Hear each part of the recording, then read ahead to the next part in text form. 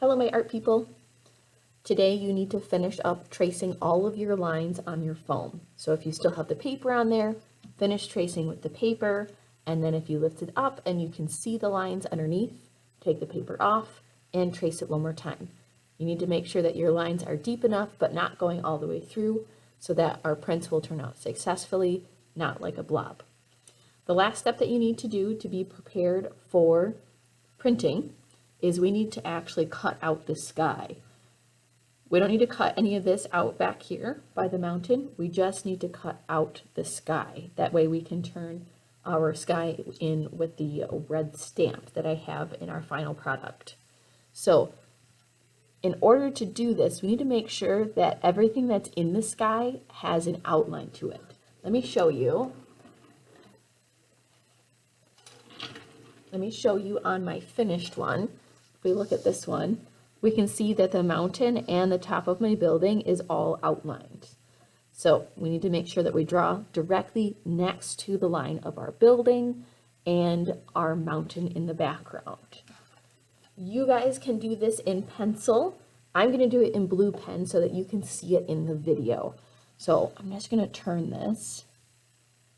I'm just going to draw and just give a little bit of a gap between my last drawing and where I'm going to be cutting. Go around my building right there and mountain, and next to all these lines, I'm not going to worry about trying to squeeze in between all of them. That sounds like way too much work. Go next to the point of my roof, come down, and now right next to the mountain, and finish it on the other side. The very last step is to cut it out. When you're cutting today, make sure that you are not turning your scissors underneath the foam or above any of your creation. Otherwise, you'll probably break the foam. You need to be gentle with this. I'm actually going to start with chopping off any extra up here and setting that off to the side. And now I'm just going to follow my lines. Even just turning this little bit concerns me with it possibly breaking my drawing, but it's just a little bit. So I'm just going to turn and go back to following my line.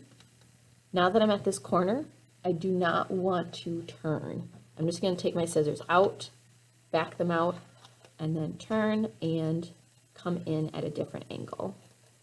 Just going to follow my line down and get to that corner, stop, and then take off that piece. So there's that side. This corner is even more pronounced, so we need to make sure that we come in and then back out our scissors and come in at a different angle. So let's do that. Coming in, get to the corner,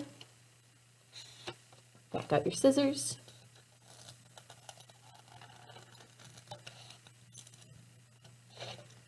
and there we go.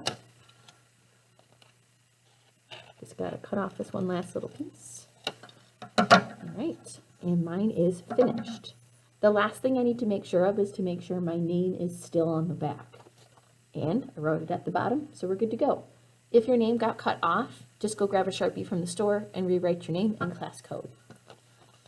If you have part of your building like this spot up in the sky and it's hard to cut around, do as much as you can, and I will help you next time I am there to cut out any of those fine pieces. But none of this was in the sky for me, so I did not have to worry about cutting that out.